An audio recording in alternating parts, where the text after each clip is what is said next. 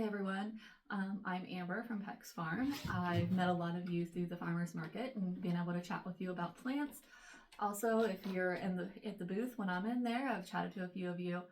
The thing is, during the winter months, I'm not out and about quite as much, so I don't get a lot of those questions. So I kind of felt like it's a good time for us to start a kind of a focus Friday. So every Friday I plan on hopping on here, going over plant care, kind of how it's supposed to be done, maybe how I've done it. Use that information in your plants and hopefully maybe be able to grow it even bigger and better than I have. So we're going to start this week with the Pilea. I get a lot of questions about this. I feel like sometimes we buy those little plants and we kind of dream about what they could be. This is a good representation of what it could be. It's getting pretty large at this point. So the Pilea is actually native to southern China. It is considered a lucky plant in the Chinese culture, and it's part of like the feng shui aesthetic. I do apologize if I pronounce that incorrectly. We're from Southeast Ohio and we have our own way of talking. We don't always adapt very well.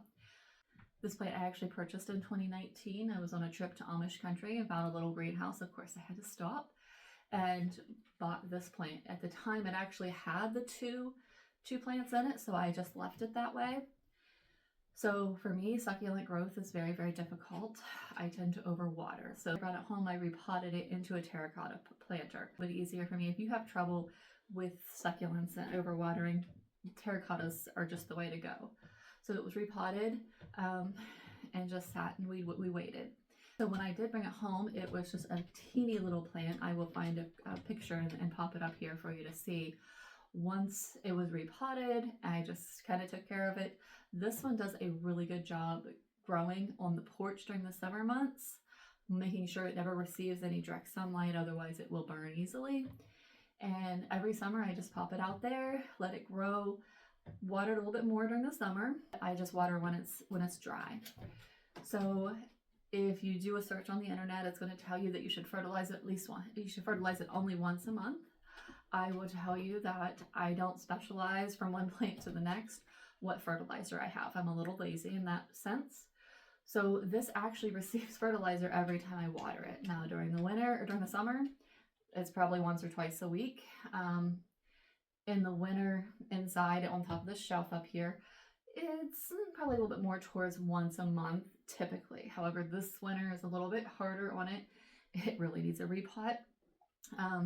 The problem I have with this plant is that I'm looking for another short, stout terracotta pot. If I get a tall one, it is so top heavy. I already have problems with this one. It's going to topple over and break my heart.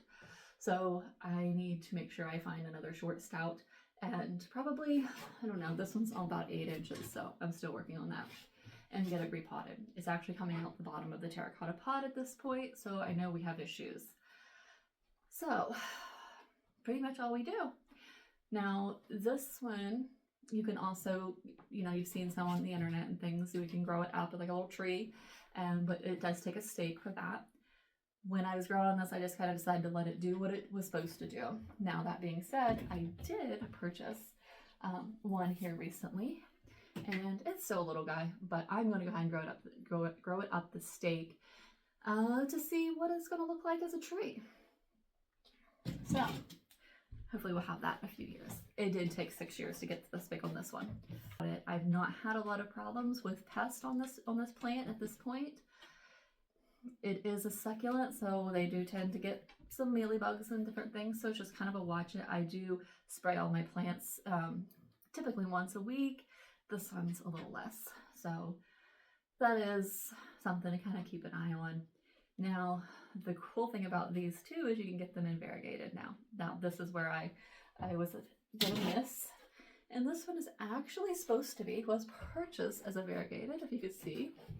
You have some coloring, but it is not. So I will keep on the hunt looking for a good variegated Pilea. But at this point, we're just going to see how that turns out. Maybe in the summer, maybe it'll change a little bit. The problem I'm running into, should I say, is because my pot is not large enough and I'm having trouble keeping enough water in it. It is actually creating leaves that are a little bit distorted, a little bit wrinkled, which we'll take care of that later. So that's my newest problem with it.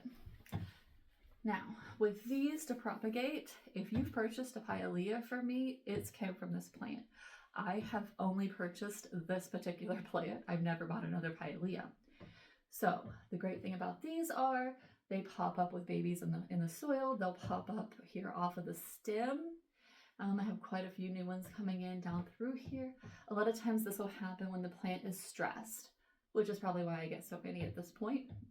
But in addition, you can actually cut off one of the leaves and propagate in water just from a leaf. I've never had to do that because I've gotten so many babies that my lands I don't need anymore. In addition, if I wanted to, I may need to someday, I can just cut the stem and propagate it from there, and this would be the top of the new plant. I've not decided to do that yet. I know it may be in my future. So as for Pilea, simple care. Make sure it has really good light, that we are fertilizing because they're going to be a heavy feeder, especially when they get this large, and lots of patience.